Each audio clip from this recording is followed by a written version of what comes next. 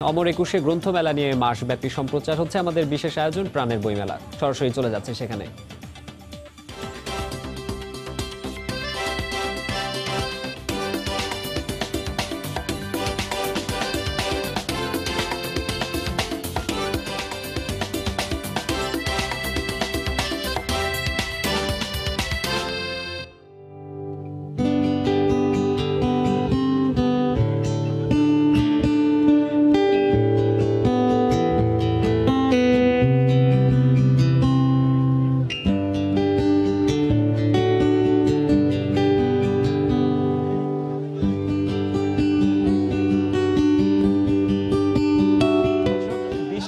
বিপর্যস্ত বইমেলায় সবাইকে স্বাগত জানাচ্ছি। আমি রাশেদ বাপ্পি।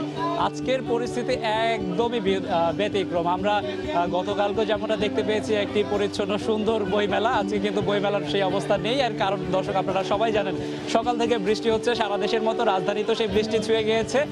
আর বইমেলা তো এখন প্রতিটি স্টলই আমরা দেখতে পাচ্ছি ঢেকে রাখা হয়েছে, যাতে নতুন নতুন প্রকাশিত যে বইগুলো রয়েছে বই যাতে বৃষ্টিতে ভেজে না যায়। এবং আমরা আজ কিন্তু সেই পরিমাণ পাঠক দর্শনার্থীদেরও দেখতে পাচ্ছি না বৃষ্টির কারণে। দর্শক, আমরা জানেন যে আমাদের এই আয়োজনে প্রতিদিন চেষ্টা করি লেখক, প্রকাশক এবং পাঠকদের সঙ্গে কথা বলার জন্য। আজও তার ব্যতিক্রম নয়। আমরা কথা বলবো। আমার সঙ্গে এই মুহূর্তে আছেন দিলওয়ার হাসান, তিনি একজন অনুবাদক ও গল্পকার। একই সঙ্গে আমার সঙ্গে আরও একজন রয়েছেন লুৎফুন নাহার পিকি, লেখক ও যুগ্ম কর কমিশনার। আপনাদের দুজনকে স্বাগত জানাচ্ছি আমাদের অনুষ্ঠানে। আমি শুরুতে যাচ্ছি দিলওয়ার হাসান, আপনার কাছে। আজকের পরিস্থিতি কেমন দেখছেন বইমেলার? আজকের পরিস্থিতি তো খুবই দুর্যোগপূর্ণ। তারপরেও মেলায় প্রচুর লোক সমাগম এবং অনেক আগ্রহী ক্রেতাকে দেখে আমি বিস্মিত হয়েছি রীতিমতো। কারণ এরকম দুর্যোগপূর্ণ আবহাওয়াকে উপেক্ষা করেও মানুষ বই কিনতে এসেছেন। বোধ করি মেলার শেষের দিকে এই জন্যই বোধহয় এটা হয়েছে, আমার ধারণা আর কি।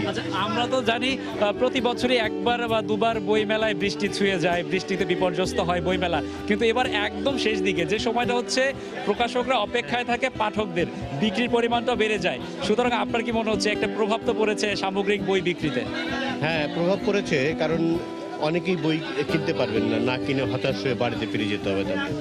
আর যারা ইতিমধ্যে এসেছেন তারা হয়তো কিছু কেনাকাটা করেছেন, কিন্তু বইয়ের স্টলগুলো তাদেরকে ওইভাবে বই সরবরাহ করতে পারছেন না বা বই প্রদর্শন করতে পারছেন না। এরকম কোনো অবস্থায় আজকে নাই অবশ্য। আচ্ছা, আমরা প্রতিদিন মেলা একটু চেষ্টা করি বই মেলার প্রতিদিনকার যেমন খবর তুলে ধরি, একই সঙ্গে আমরা বিভিন্ন বিষয় নিয়ে গল্প করি। আজ আমরা একটি বিষয় নিয়ে গল্প করতে চাই আপনার সঙ্গে, সেটি হচ্ছে বইয়ের নামকরণ। বইয়ের নামকরণ হিসেবে সামগ্রিকভাবে আপনার দৃষ্টিভঙ্গিতে কেমন দেখছেন? বইয়ের নামকরণ খুবই একটি গুরুত্বপূর্ণ ব্যাপার। কারণ মানুষের চেহারা দেখে যেমন মানুষকে চেনা যায়, তেমন একটি বইয়ের প্রচ্ছদ এবং নাম দেখে বইটাকে শনাক্ত করা যায়, বোঝা যায় বইটা কী বিষয়ের হতে পারে এবং বইয়ের ভিতরে কী কী বিষয় থাকতে পারে। কাজেই নামকরণটা খুবই গুরুত্বপূর্ণ একটি বিষয়। আচ্ছা, আপনার কাছে আবারও ফিরবো। আমার একজন অতিথি সে অপেক্ষা করছেন, লুৎফুন নাহার পিকি। আপনি একজন সরকারি কর্মকর্তা, একই সঙ্গে হচ্ছে আপনি একজন নারী, একই সঙ্গে লেখক। আপনি এত কিছু সমন্বয় কিভাবে করেন? ধন্যবাদ আপনার প্রশ্নের জন্য। আসলে একজন নারীর জন্য সত্যিকার অর্থেই একই পরিস্থিতিতে একজন পুরুষের যতটা সহজ জীবনটা, একজন নারীর জন্য কিন্তু বিশেষ করে আমরা যারা চাকরিজীবী তাদের জন্য চাকরির বাইরে আমাদের 9টা 5টা অফিস, এর বাইরে বাচ্চা, সংসার, রান্না বান্না সব কিছুই কিন্তু দায়িত্ব আমাদের সমানভাবেই পালন করতে হয়। এরপরে বই লেখার বিষয়টা, আমার লেখালেখিটা আসলে আমার একটা আনন্দ পাই, আমি আমার নিজের আনন্দের জন্যই লিখি। এবং এই লেখা থেকে আমি নতুন করে জীবনী শক্তি ফিরে পাই, যেটা অফিস শেষ করে সারাদিনের ক্লান্তির পরে আমি যখন লিখতে বসি, আমি এখান থেকে অফুরান প্রাণ শক্তি পাই এবং পরবর্তী দিনের জন্য আমি আমার নতুন করে জীবনী শক্তি ফিরে পাই সত্যিকার অর্থে। আপনার হাতে একটি বই আছে, এই বইয়ের প্রসঙ্গে আমি ফিরবো। তার আগে একটু জানতে চাই, নারীদের বই লেখালেখির ক্ষেত্রে কেমন প্রভাব আছে বা নারীরা কতটুকু এগিয়ে আসছে এই বর্তমান সময়ে? বর্তমান সময়ে নারীরা আগের তুলনায় এগিয়ে আসছেন এবং নারীদের এগিয়ে আসা উচিত এই কারণে যে কোনো একটা বিষয়ে পুরুষ এবং নারী তাদের আলাদা দৃষ্টিভঙ্গি থাকে, আলাদা মনস্তত্ত্ব থাকে। পুরুষ এবং নারী একে অপরকে বোঝার জন্যই কিন্তু নারীদেরও লেখা উচিত। নারীরা কী ভাবছে একটা ঘটনাকে, পুরুষরা কী ভাবছে সম্পূর্ণ ভিন্ন আঙ্গিকে, এবং সেটা পুরুষদেরও জানা উচিত এই কারণেই, যাতে করে রিলেশনশিপটা, সম্পর্কটা আরও উন্নত হয়। অর্থাৎ দুজনের দৃষ্টিভঙ্গি প্রকাশ পায় বইয়ের মাধ্যমে। আমি আপনার বই নিয়ে আসবো, তার আগে আমি একটু আরেকবার আপনার সঙ্গে যেতে চাই দিলওয়ার হাসান। আমি একটু জানবো বই বিক্রিতে বইয়ের নামকরণের কোনো প্রভাব আছে কি না? অবশ্যই আছে। একটি বইয়ের নামকরণ যদি খুব সুন্দর হয়, খুব ভালো হয়, তাহলে বইটি কেনার প্রতি, বইটি সংগ্রহ করার ব্যাপারে পাঠকের আগ্রহ থাকে। কিন্তু নামটি যদি শ্রুতিমধুর এবং সুন্দর না হয়, সেটির প্রতি প্রাথমিকভাবেই একজন পাঠকের আগ্রহ থাকবে না। কাজেই সেক্ষেত্রেও, বিক্রির ক্ষেত্রেও বইয়ের নামকরণ নিঃসন্দেহে একটি ভূমিকা রাখে। আচ্ছা, বইয়ের নামকরণের রবীন্দ্রনাথের একটি লেখা আমি অনেক আগে পড়েছিলাম। সে বলেছেন যে বইয়ের নাম হচ্ছে লাউয়ের বোটার মতো, লাউ যখন ধরে নিতে সাহায্য করে, যদিও ওই বোটা খাওয়া যায় না, লাউটাই খাওয়া যায়, বইয়ের নামটাও সেরকম। ওটাকে দেখেই মূলত মানুষ বিবেচনা করে আসলে বইটি কেমন হবে। আপনার দৃষ্টিভঙ্গি কেমন, কি মনে করেন? বই দেখেই, নামটা দেখেই কি বইয়ের ভেতরটা বুঝে ফেলা যায়? সবসময় বুঝে ফেলা যায় না, কারণ এই একটি বইয়ের ভেতরে না ঢুকলে, খুব তার গভীরে না গেলে কোনো বই সম্পর্কে জানা যায় না। কিন্তু তারপরেও নাম দেওয়ার সময় লেখক একটি প্রতিনিধিত্বমূলক নামই দিয়ে থাকেন, যেটিকে দিয়ে বইটিকে চিহ্নিত করা যেতে পারে। সেটি লেখক করেন, লেখকের চেষ্টা থাকে। কিন্তু নাম দিয়ে যে বইকে চেনা যাবে সবসময় তা কিন্তু না, তা নাও হতে পারে। আচ্ছা, ধন্যবাদ আপনাকে। লুৎফর আর পিকি, এবার একটু আপনার বই নিয়ে আসবো। আপনি আপনার বইয়ের পরিচয় আমাদেরকে একটু যদি করিয়ে দেন। আমার উপন্যাসটির নাম অতঃপর। এটি অন্য প্রকাশ থেকে প্রকাশিত হয়েছে। এটি একজন সাধারণ নারীর জীবনের সাধারণ গল্প, কিন্তু এটি পুরুষেরও গল্প, আবার এটি এই সমাজেরই গল্প। একজন নারী তার ব্যক্তি জীবনে, সমাজে, পরিবারে কী ধরনের পরিস্থিতির মুখোমুখি হন, তার মনস্তত্ত্ব, তার ভাবনা, এসব কিছু এখানে উঠে এসেছে। বইটা যদি দর্শকদের জন্য একটু দেখাতেন। আচ্ছা, আর এই বইয়ের যে দৃষ্টিভঙ্গি, যেগুলো বইটা কবে প্রকাশিত হয়েছে এবং আপনি কেমন সাড়া পাচ্ছেন? বইমেলায় এসেছে 25 তারিখে, মাত্র 2 দিন হলো। আজকে আমার এই বইয়ের মোড়ক উন্মোচন হওয়ার কথা, এবং আজকে বৃষ্টি, আপনারা জানেন যে আবহাওয়ার অবস্থা ভালো না, তো এখনো একটু পরেই আমার মোড়ক উন্মোচন হওয়ার কথা। অর্থাৎ বই বিক্রিতে না, একই সঙ্গে বইয়ের যে মোড়ক উন্মোচনের যে অনুষ্ঠান, সব কিছুতেই প্রভাব পড়েছে এই বইয়েরই আবহাওয়া। আচ্ছা, আবার আপনার কাছে ফিরবো। আমি আবার আপনার কাছে যেতে চাই। একটা সময় আমরা দেখতাম যে বইয়ের নামের ক্ষেত্রে এক শব্দ বা 2 শব্দের মধ্যে নাম নির্বাচন করা হতো। এখন অনেক ক্ষেত্রে পুরো একটি বাক্য জুড়ে দেয়া দেখি। আপনি এটাকে কিভাবে দেখেন? এটাকে আমি ইতিবাচকভাবেই দেখি, এবং আমি মনে করি নাম এরকমই হওয়া উচিত। কারণ 60-এর দশকে বা 50-এর দশকে যেরকম নাম হতো, এখন নিশ্চয়ই সেরকম নাম হবে না। যুগ পাল্টেছে, রীতি পাল্টেছে, বিভিন্ন ইজমের সৃষ্টি হয়েছে, আধুনিকতার ছাড়িয়ে আধুনিকতা এসেছে, ফলে নামটাও ওই রকমই হবে। নামটাও আগের মতো সেই 50-এর দশকের নাম নিশ্চয়ই, 60-এর দশকের নাম নিশ্চয়ই আপনি এখন দেবেন না। দিলে সেটা ঠিক গ্রহণযোগ্য হবে না, ভালোও লাগবে না। আচ্ছা, আমরা আবার আলোচনায় ফিরবো। দর্শক, আমরা দুজন অতিথির সঙ্গে কথা বলছিলাম, যার মধ্যে একজন অতিথি আমাদের সঙ্গে কথা বলছিলেন বইয়ের নামকরণ নিয়ে, এবং আরেকজন অতিথি যিনি তার একটি বই প্রকাশিত হয়েছে, একটি উপন্যাসের নাম অতঃপর। দর্শক, কথা তো বলছিলাম, তবে এটি না বললেই নয়, আজকের বইমেলা ব্যাপকভাবে বিপর্যস্ত। বইমেলার শেষ দিকে যেমন আগ্রহ থাকে পাঠকদের পছন্দের বইটি খুঁজে নেয়ার, একই সঙ্গে প্রকাশকদের আগ্রহের জায়গা থাকে, শেষ দিকে বই বিক্রি কিন্তু বেড়ে যায়। কিন্তু সব বিষয়টি কিন্তু আজ বিপর্যস্ত হয়েছে শুধুমাত্র বৃষ্টির কারণে, বৈরী আবহাওয়ার কারণে। এই কারণে আমরা পাঠকদেরও তেমন একটি সমাগম দেখতে পাচ্ছি না। যদিও বৈরী আবহাওয়ার মধ্যে যেসব পাঠকরা এসেছেন, তারা কিন্তু বই কিনছেন, বই দেখছেন। বৃষ্টিতে ভিজে ভিজে মানুষ তার মনের যে খোরাক, সেই খোরাকটি কিন্তু পূরণ করার চেষ্টা করছে। দর্শক, নিচ্ছে একটি ছোট্ট বিরতির পর আবারও কথা হবে আমাদের অতিথিদের সঙ্গে।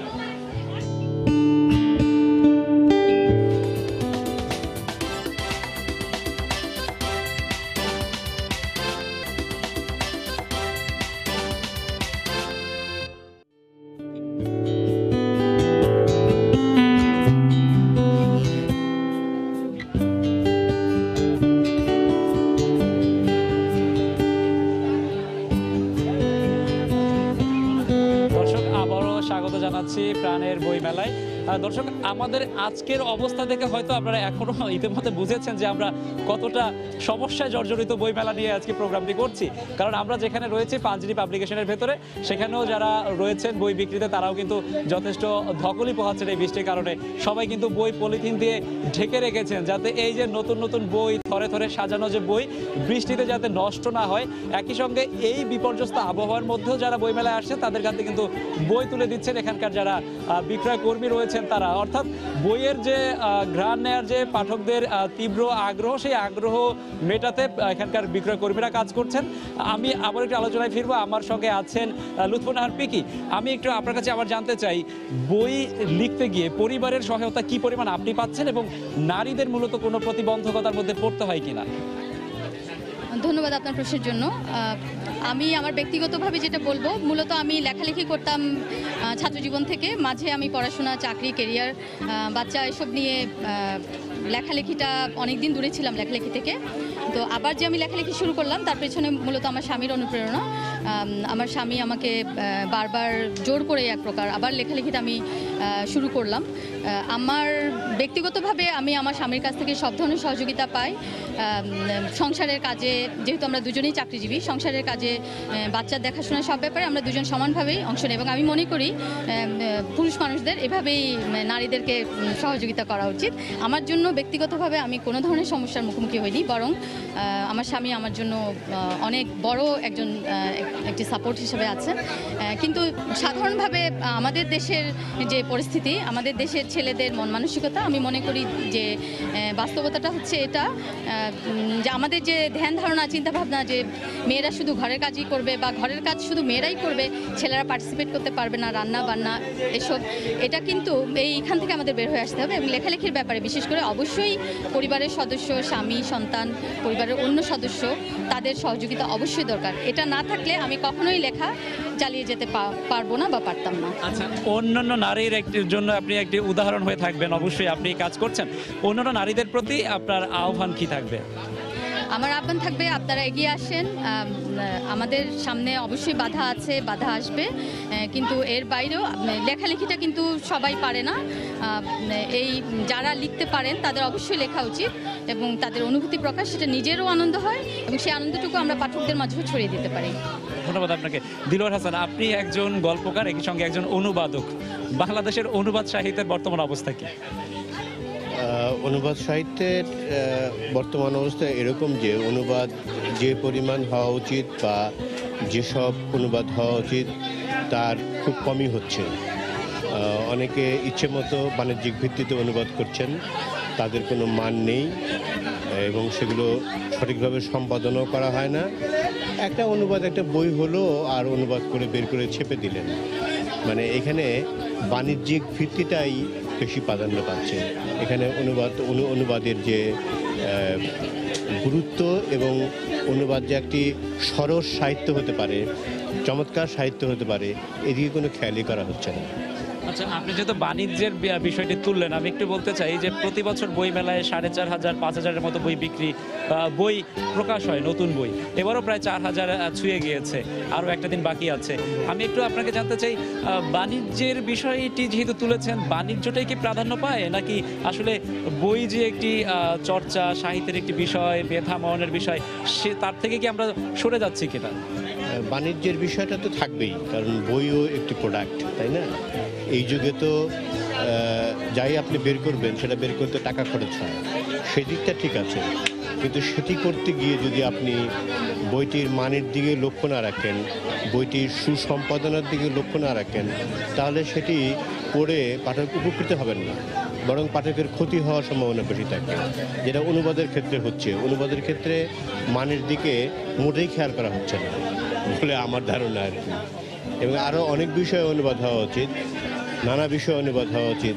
আমাদের দেশে বাংলা থেকে ইংরেজি থেকে বা অন্য ভাষার থেকে বাংলায় অনুবাদ করার ঝোঁকটা বেশি, কিন্তু বাংলা থেকে অন্য ভাষায় অনুবাদ করার যে প্রয়োজনীয়তা যা দরকার আমাদের সাহিত্যকে বিশ্ব দরবারে তুলে ধরার জন্য সেটি কোনো প্রয়াসই লক্ষ্য করা যাচ্ছে না। আচ্ছা, আপনি এই একটি ভালো প্রসঙ্গ বললেন, আমি নিজেও এটা অনুভব করি। শুধু আমি না, আমাদের বিশ্ববিদ্যালয়গুলোতে যেসব শিক্ষার্থীরা পড়ালেখা করে তারাও কিন্তু এই অনুভবটা করে বা শূন্যতাটা বোধ করে যে আমরা শুধু ইংরেজি ভাষার বইগুলো পড়তে হচ্ছে, আমাদের বাংলা ভাষার যে এত বই লেখা হয় সেগুলোরও তো সমৃদ্ধ সাহিত্য আছে, সেগুলো তো ইংরেজি বা অন্যান্য ভাষায় যদি অনুবাদ হতো সেক্ষেত্রে আমাদের সাহিত্য তো ছড়িয়ে পড়তো। তা সেক্ষেত্রে আরও কি করা উচিত? সেক্ষেত্রে এক্ষেত্রে তো কোনো ব্যক্তি বা কোনো একক প্রতিষ্ঠানের পক্ষেই এটিকে এগিয়ে নিয়ে যাওয়া সম্ভব না। সেক্ষেত্রে দেশের সরকারের এবং যে সমস্ত প্রতিষ্ঠান এগুলো নিয়ে কাজ করেন, যেমন বাংলা একাডেমি, তাদের অনেক দায়িত্ব কর্তব্য আছে, কিন্তু তারা সেগুলো সঠিকভাবে পালন করছেন বলে মনে হচ্ছে না। মানে ইংরেজি থেকে বা অন্য ভাষা থেকে বাংলা ভাষায় অনুবাদ হচ্ছে, কিন্তু বাংলা ভাষা থেকে অন্য ভাষায় অনুবাদ খুবই কম লক্ষ্য করা যাচ্ছে। ফলে হচ্ছে কি, আমরা একটা আবদ্ধ অবস্থায় আছি। আমাদের অনেক উন্নত সাহিত্য থাকলেও, উন্নত লেখা থাকলেও, উন্নত বই থাকলেও সেগুলো বাইরের কারো কাছে বুঝতে পারছে না। এটি একটি বিরাট সমস্যা বলে আমি মনে করি। আচ্ছা, এই সংকট কাটুক আমরা আশা করি। আমি আর যদি আমরা একটু আলোচনায় ফিরে যাই, আমরা একটা আলোচনার বিষয়বস্তু তৈরি করেছিলাম, যেটি হচ্ছে গল্পের নাম, বইয়ের নামকরণ বা গ্রন্থের নামকরণ। আমরা ছোট গল্পগুলোর ক্ষেত্রে দেখি খুব চমকপ্রদ নাম পাওয়া যায়, দেখেই পড়ে ফেলতে ইচ্ছা করে বা কিনে ফেলতে ইচ্ছা করে বইটি। আপনার ক্ষেত্রে কখনো এমনটা হয় কিনা? আপনি কি একটু উদাহরণ দেবেন যে আপনি কিরকম নাম দেখে চমৎকৃত হন? আমি অনেক আগে একটি বই পড়েছিলাম যে বইয়ের ছোট গল্পের নামটাই ছিল ইঁদুর। হ্যাঁ, আমার মনে হলো ইঁদুর নিয়ে একটা গল্প হতে পারে। গল্পটা কিন্তু খুবই চমৎকার একটি গল্প ছিল। আপনি ঠিকই ধরেছেন।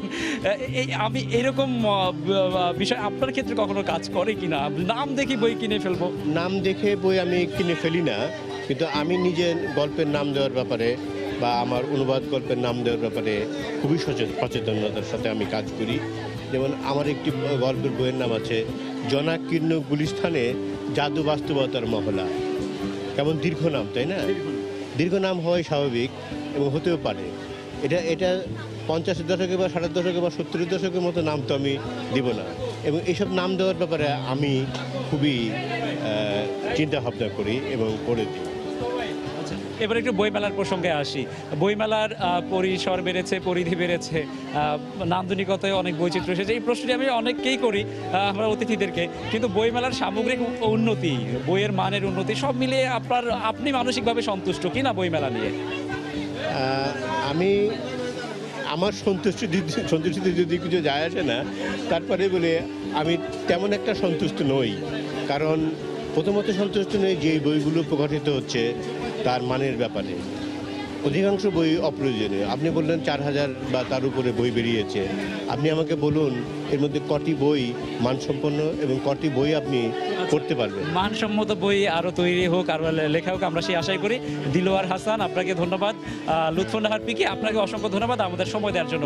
দর্শক, আমরা কথা বলছিলাম দুজন অতিথির সঙ্গে, তাদের সাথে কথা বলে আমরা বেশ কিছু বিষয় নিয়ে কথা বললাম। বইমেলা সম্পর্কে জানলাম, বইয়ের মান সম্পর্কে জানলাম, বইয়ের নামকরণ সম্পর্কে আমরা কথা বললাম। কিন্তু আরেকটি বিষয় না বললেই নয়, বৃষ্টি কিন্তু বইমেলাকে এবার শেষ দিকে যথেষ্ট বেকায়দায় ফেলেছে। আমি বলবো বেকায়দা শব্দটি ব্যবহার করব, কারণ হচ্ছে ঠিক এই সময়টাতেই কিন্তু মানুষ বই কিনতে বেশি আসেন। মানুষ কিন্তু এতদিন শুরুর দিকে মানুষ বই দেখে পছন্দ করেছেন, এখন সেই পছন্দের বইটি সংগ্রহ করার পালা। কিন্তু এই সময়টাতেই বৃষ্টি, তারপরে মানুষ এই বৃষ্টিকে সঙ্গী করেও যারা বই প্রেমী তারা আসছেন, বই কিনছেন।